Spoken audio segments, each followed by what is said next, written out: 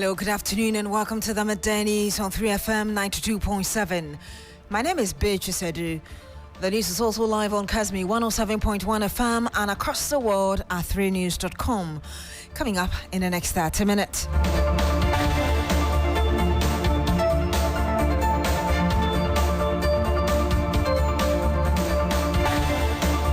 This afternoon, members of the Ghana Registered Nurses and Midwives Association defy a court order to call off their strike, escalating their industrial action by withdrawing all services from public hospitals.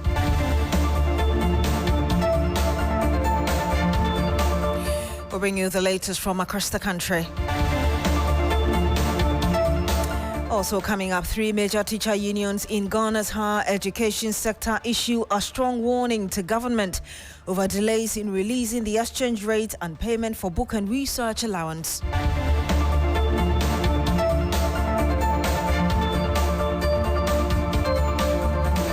And much later on the program, Ghana Revenue Authority postpones controversial fuel levy to June 16 after industrial pushback. Stay with us.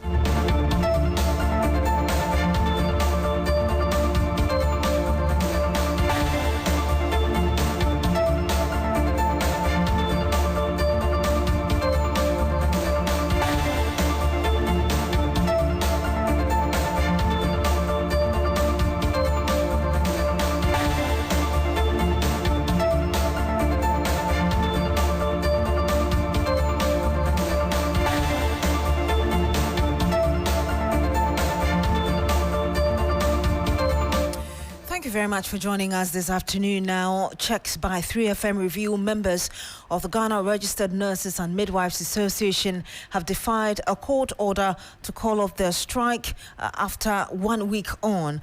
Now, GNRMA declared a strike on May 29 in protest over delays in the implementation of the 2024 collective agreement.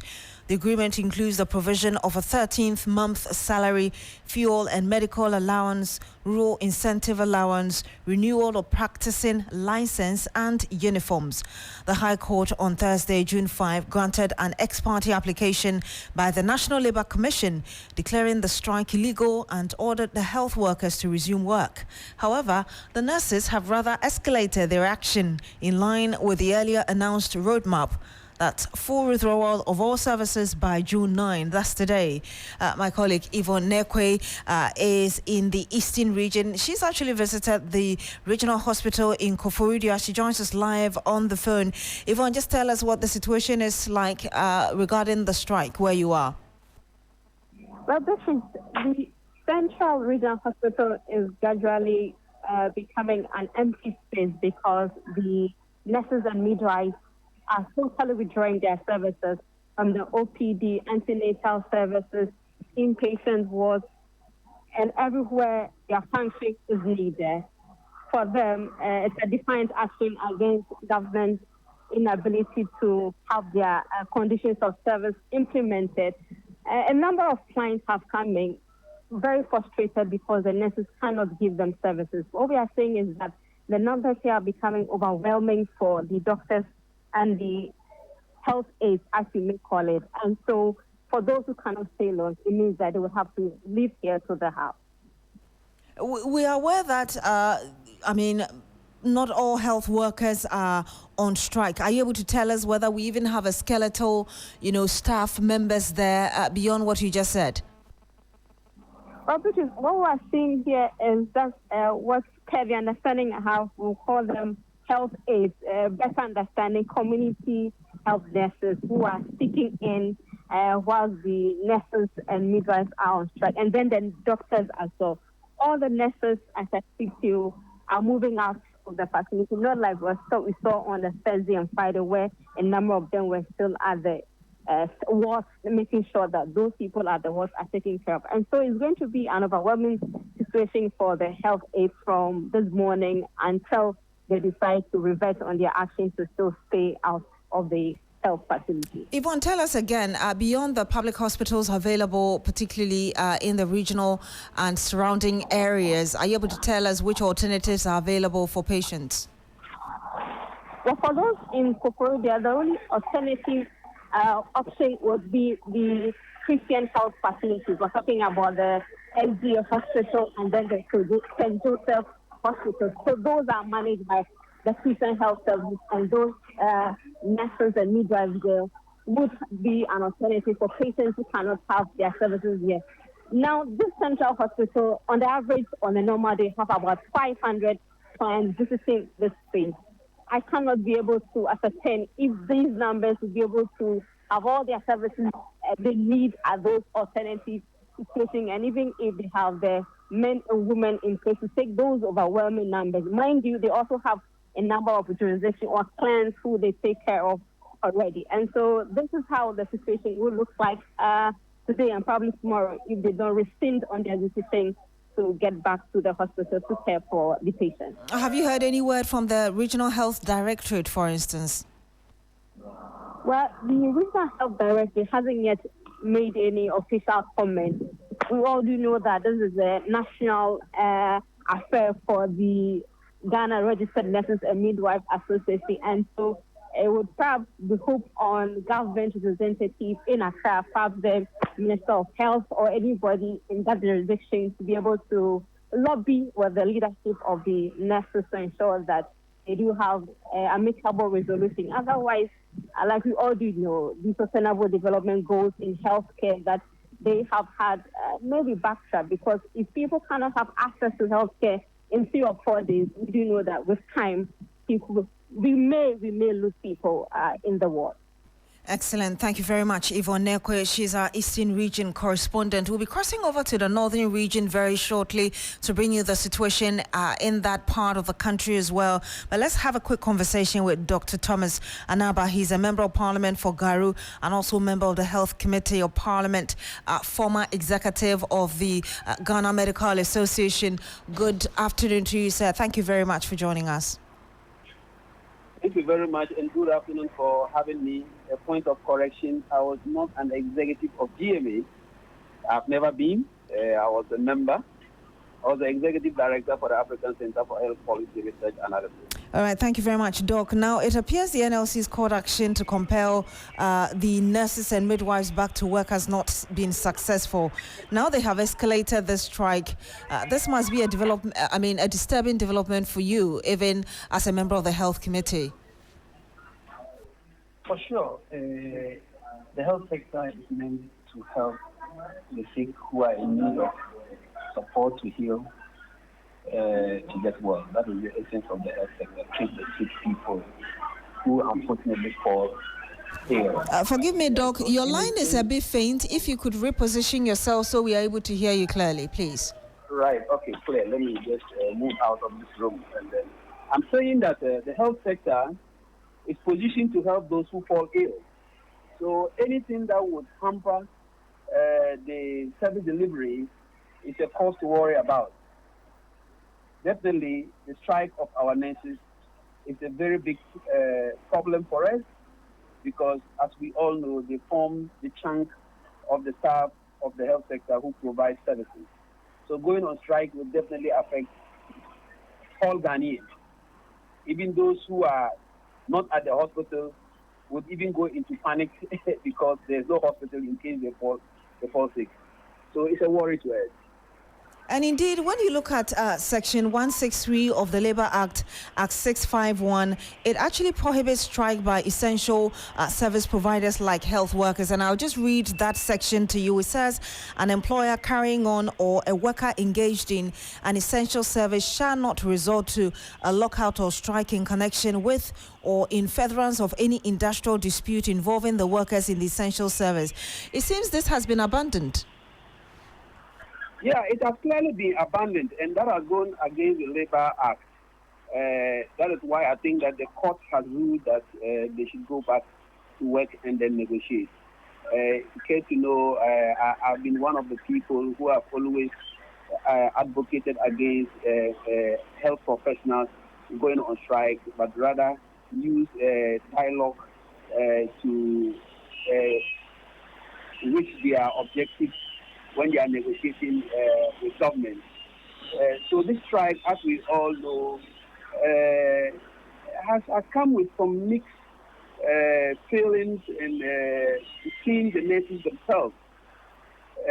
from what we know, this was signed as far back as last year, May, was not implemented. And now they are asking for it to be implemented immediately because an agreement is an agreement, it must be implemented. No one doubts and disputes that fact.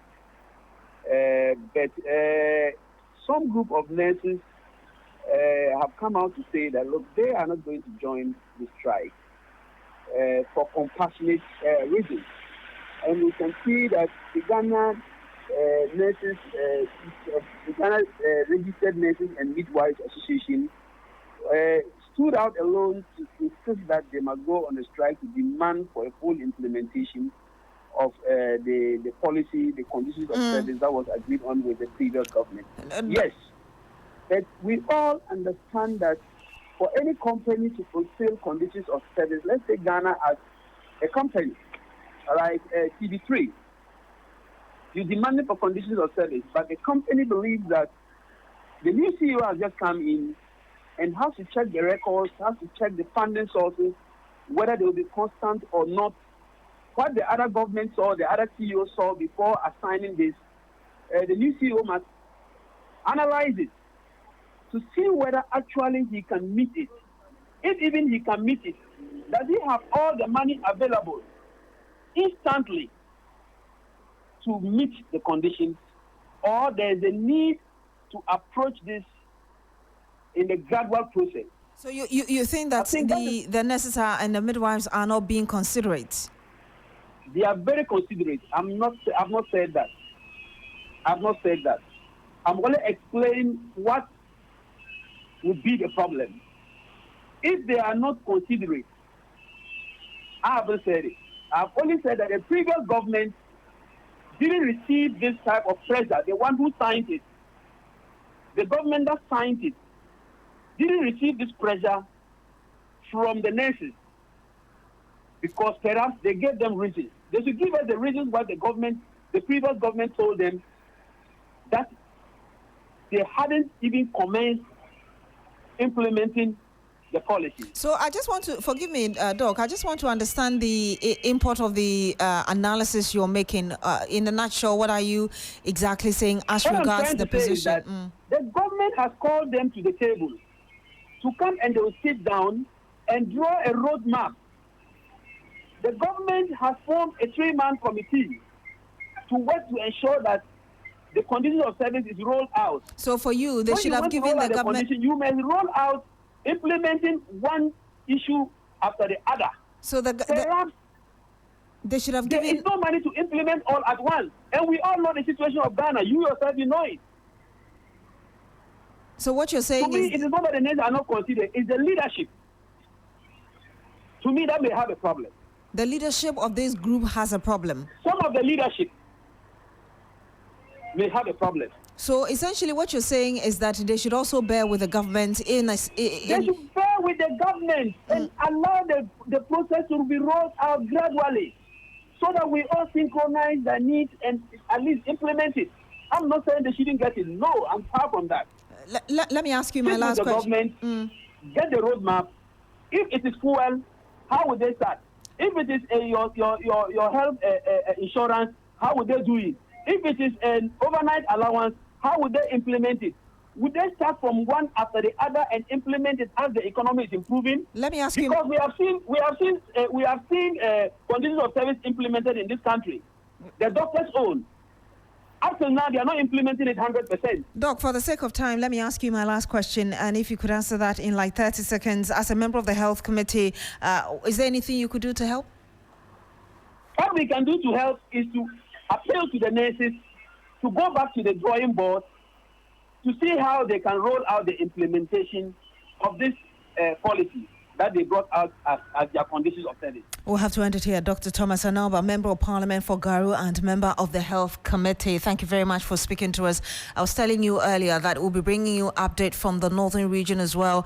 Let's hear this patient who spoke to our correspondent, Christopher Marco, earlier. Because my son, I am pom I buy as you know, but the same minty cassa, meaning I had to minty and I buy almost any mamma, come I say, and I miss him in the share of fire. I was sharing or which I'm standing there. I haven't better cake and more fire now, or share. And he had a patient who spoke to our correspondent, Christopher Marco, who joins us live on the line. Chris, the woman spoke in Tree. Are you able to tell us what she was saying and really what her situation was like when you spoke to her? Yes, so this woman had a boil, and according to her, it's been worrying her. She's unable to hear anything. So she visited the hospital to get the staff there to check on her. Unfortunately, when she got there, the office was locked. She inquired and was told that they are not working. So she personally knows a staff at the hospital, and she was looking for the person who is a prescriber to attend to her. She's been there for a very long time, and she's not seen anyone to attend to her. What more can you tell us as regards, or what authorities in that part of the country are saying? Yes, so the strike is actually impacting on healthcare delivery. I have visited the Salaga Government Hospital, and I must say that the patients or clients who visited the hospital earlier today were left stranded. Even though some nurses were on duty, unfortunately, the numbers are not encouraging to be able to attend to the clients or patients who were at the OPD, and so it's becoming a worrying situation for the management of the hospital. They, because they are supposed to run 24 hours, and right now the staff they have, the nurses are unable to. They are not enough for them to put them into shifts, and so they have been appealing to the nurses to do more than the 12 hours that they are supposed to do, so that they can cover up and do the 24 hours.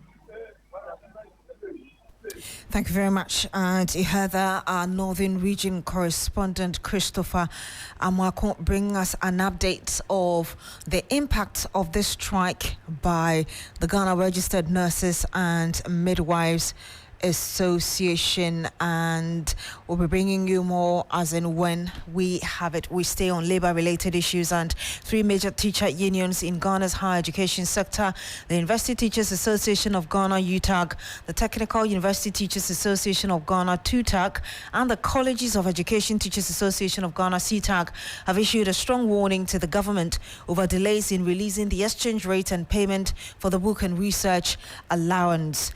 In a joint statement following a meeting held on the 8th of June, the unions expressed deep frustration and concern over what they described as an undue delay in the disbursement process.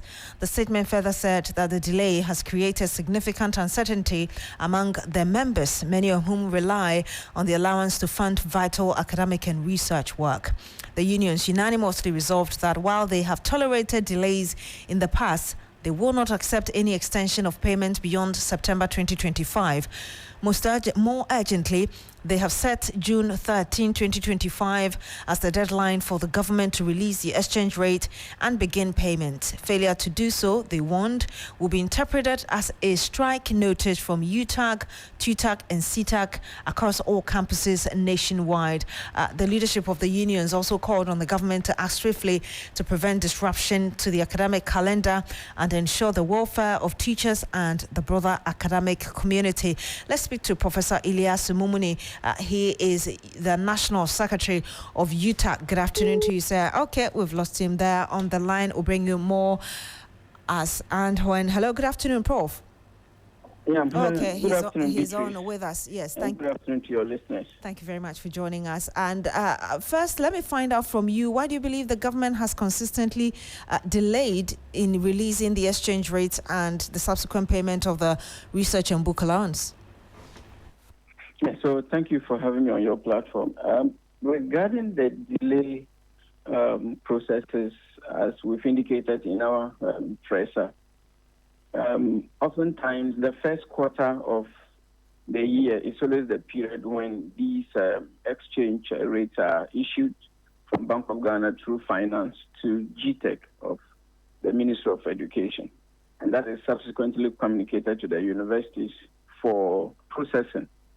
And so if you look at the timeline, we're talking of release from the first quarter, and then the second and third quarter is for payment. And so this not happening in this particular year, we reckon that because of the change in the leadership and a whole lot of processes, we needed to allow some space for government to settle. So budget reading, appropriation, and all that in the month of March and April was probably enough for us to start engaging government to do the needful. And so we've been engaging GTEC, the Education Ministry, and Finance to have a finality to this issue of exchange rate issuance. And we've not been having the appropriate clarity that we seek. So you haven't had appropriate clarity, you say. What makes you think that this 13th of June deadline you set is adequate enough for them to, as in the authorities, to meet what you're asking for? Well, it is a hope. When I say we haven't actually had clarity, we've been engaging. For instance, we are aware GTEC has written to the Ministry of Finance seeking for this particular rate as far back in March. The Ministry of Education really have been following up, but we still haven't had. We've engaged some officers from Ministry of Finance, and it's been about today, tomorrow, next week, and all that. And we are thinking that if payments, which traditionally have always been done from second and third quarter, if it's to be done in that same convention, and with this delay of issuing the rate, it means we may likely miss the payment cycle. Let me ask you this last question, if you could answer in about 30 seconds. Are there any contingency plans in place if the government doesn't meet your needs and you necessarily have to follow your roadmap towards the strike? Yes, there are contingency plans, but we are hoping that government will engage us and we should be able to have a very actionable response within this week to forestall any other unrest coming from next week. We'll have to end it here. Thank you very much. Professor Ilyas Mumuni is the National Secretary of UTAC. Some 22 minutes past the hour of 12. When we come back, we'll tell you more about the Ghana Revenue Authority deciding to postpone the implementation of the fuel levy. Don't go away. Hello, Ghana. It's a new year and Bills Microcredit is here to support your dreams. If you're not working but want to start a business, don't let money stop you. With just your Ghana card, you can get a loan to turn your ideas into reality. Already running a business? Need more capital? Or are you a salary worker looking for extra funds? Bills offers fast and easy loans with no collateral, no deposit, and no SUSI savings required. Wherever you are, whatever you need, Bills makes it happen. Call Bills Microcredit today. Call 0596 920 833 or 0302 200 390 and get started. Bills is licensed and regulated by the Bank of Ghana. Bills, financing your needs. Terms and conditions apply. Freezer, yeah, diaba. Adama for diaba, freezer. Adama, akwa semenhia. Adama, metimosua, ma sorry. Kanino, obo mo ase a, adu frefre no bia mienu miensa na se nan, ate what we dia kwase. Adama for aduna kuafo ho hu se, ye de aduro ba kope, e be chifu ye bia. High technology, akofo freezer ba. Wenku a, eno aso benya 15 latest. No hwegum, what ya no hwegum. O de basia, fu ye bia no basia bio, e kwoti se, obeti mo no. Ne mo ye sure se, o mention tasie. Ne mo se na for na no a freezer, umpa we na pade. Freezer basia, e be so do so amang. Amoni age. Omuti na me wasika. Omuti na me di me nyina du be so mo dum. Adama, without Adama no kuya. Adama, you can't resist. Ubenya Adama West Africa for edwe bi wo be bibia ye ton kra ye ho edwu. Afi kayo na kenkan enchoya e wo edre ho.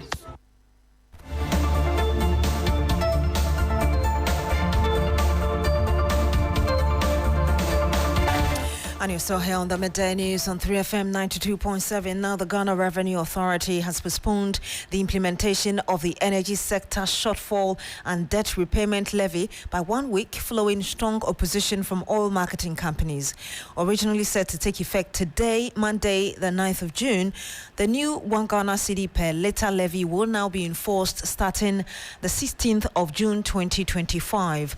The decision comes after the Chamber of Oil Marketing Companies, COMAC, raised concerns over the abrupt timing of the levy, warning that its immediate rollout could worsen fuel prices and increase the financial burden on consumers.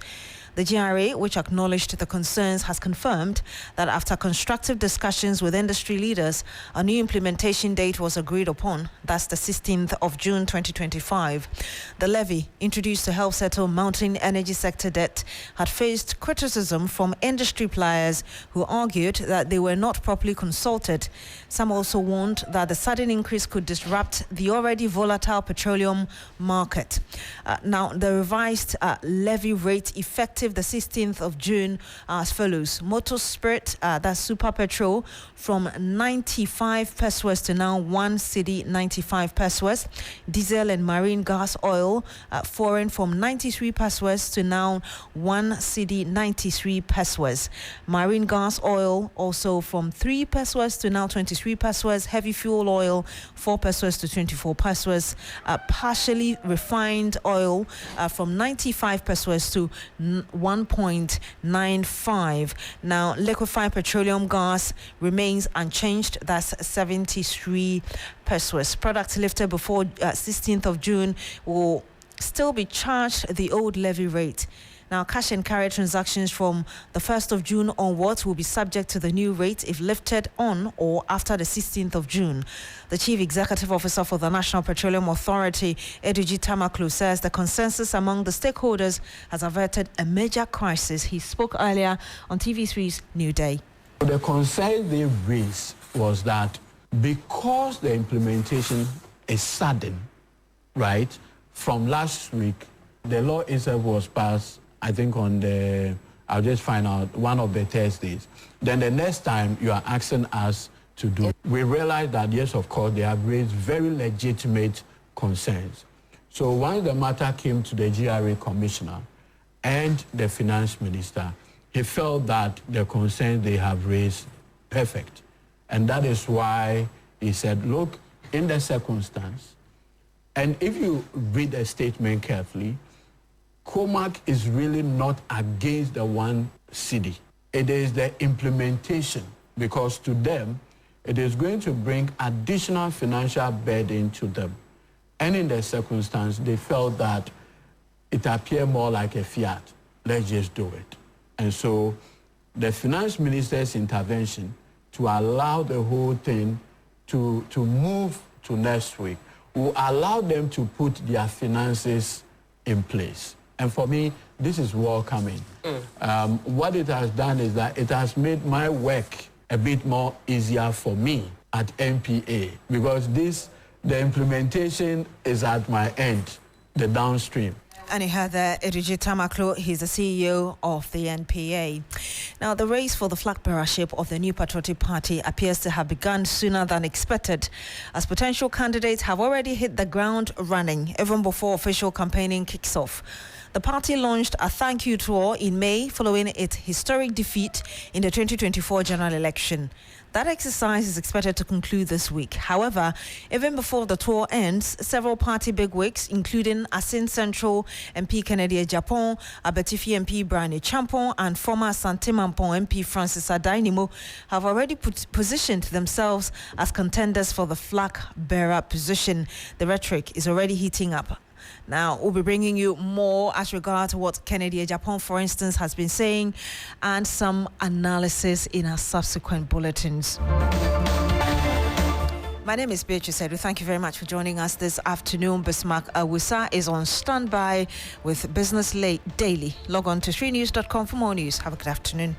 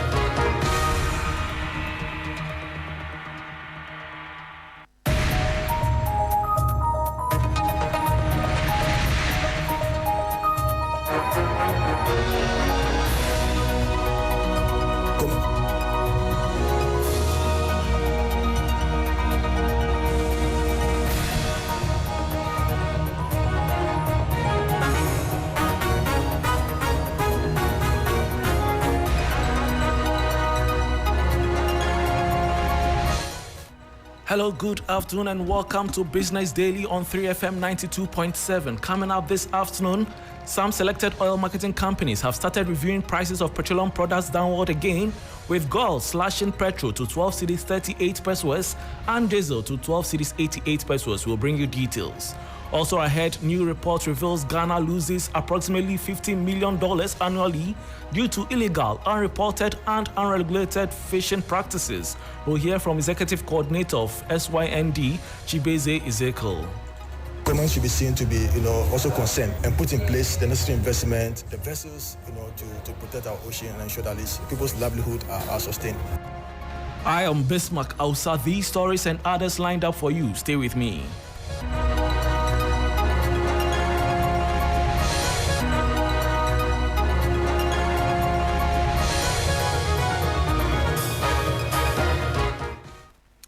Thanks for your company. Now to the very first story. Gold, the nation's leading indigenous oil marketer, has reduced its pump prices once more, with petrol now at 12 cedis 38 pesos per litre and diesel at 12 cedis 88 pesos.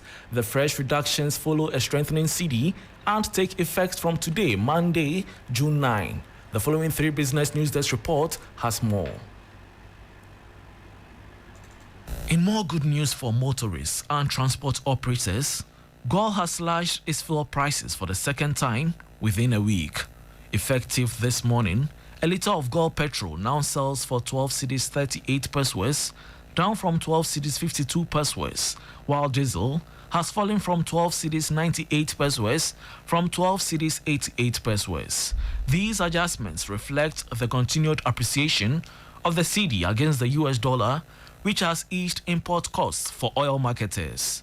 The first reduction took effect on June 2, when GOIL lowered petrol from 13 cedis 27 pesos to 12 cedis 52 pesos, and diesel from 13 cedis 87 pesos to 12 cedis 98 pesos. Industry watchers say the cedi strengthening is enabling businesses to pass on savings at the pump, hopefully ushering in a broader downward trend in transport fares. However, consumer groups remain cautious, with some calling for other oil marketing companies and deepening the reductions. The real test now will be whether this respite is sustained in the coming pricing window expected mid-June, especially against the backdrop of new petroleum levies under the revised Energy Sector Levies Act. And that was a 3 Business News Desk report on some selected oil marketing companies reviewing prices of petroleum products downward again. Moving on, the International Monetary Fund, IMF board, is expected to meet this June 2025 to decide on a critical staff level agreement which would unlock Ghana's 5th tranche of $370 million. Chief Executive Officer of Dalex Finance, Joe Jackson, notes that securing this amount would further strengthen the cedi and good for business planning. This $370 million tranche is part of Ghana's larger $3 billion bailout program. The more reserves we have, the more stable the cedi is going to be. $370 million is likely to come. All that makes for a stable cedi. All that makes for a lot more comfort for the average business person who can see the cedi being stable, who can see things staying the way they are. And the minister has directed that once that is done, the president has also given his blessing. And that was Chief Executive of Dalex Finance, Joe Jackson. Now, the Ministry of Energy and Green Transition has announced plans to begin prosecuting individuals found to have played a role in the accumulation of debt within the country's energy sector.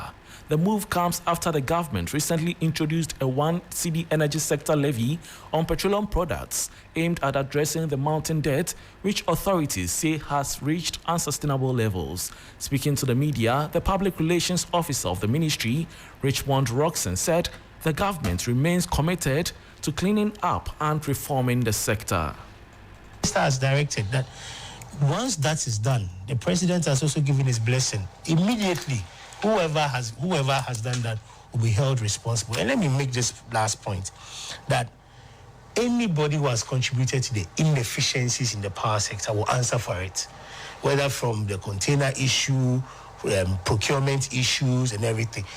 The investigative bodies are on the issues now. You have NIB that is investigating. You have police as well. Some ECG staff have been asked to step aside because of these actions. The former managing director of ECG has been invited. His statement, caution statement, has been taken on some of these issues. And at the end of the day, the Attorney General's office, the minister has referred the matter to the Attorney General's office for advice and prosecution. So it is not as if the inefficiencies have been left to uncatered for. No, because if you leave the inefficiencies and you still even have fuel supply, liquid fuel supply, natural gas, and you still record 40%, you will still have some form of losses in the system. And that was Public Relations Officer at the Ministry of Energy and Green Transition, Richmond Roxane.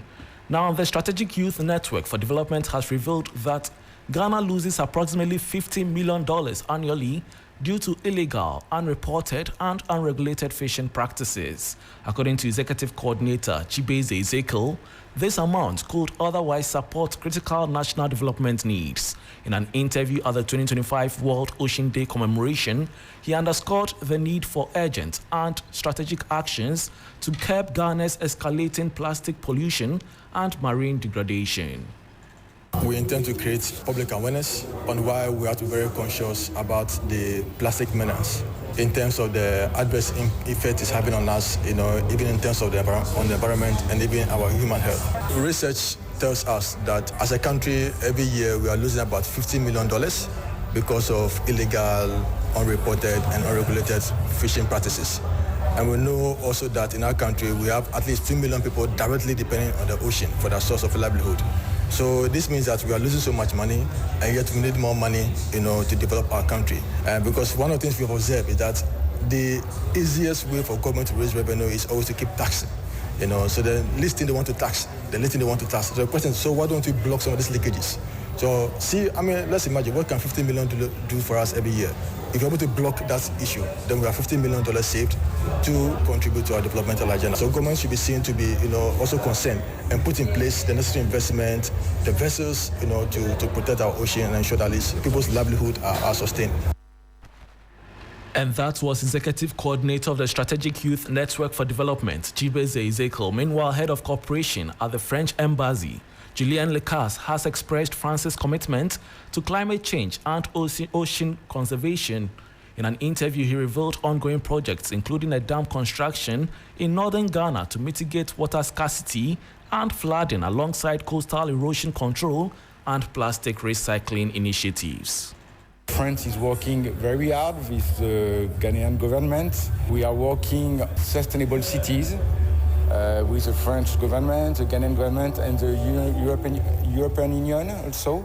In Tamale, in its five other cities in the north of Ghana. We are also working on agri.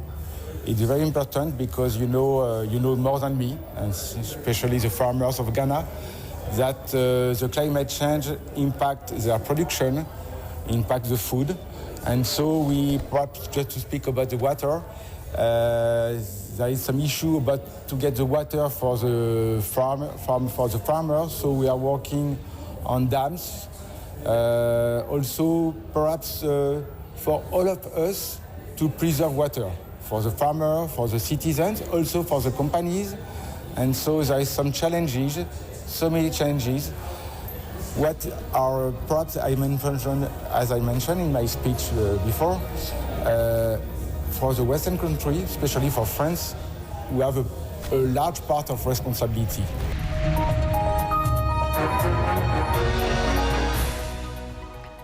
And that was Head of Cooperation at the French Embassy, Julien Lecas, bringing the end to Business Daily on 3FM 92.7.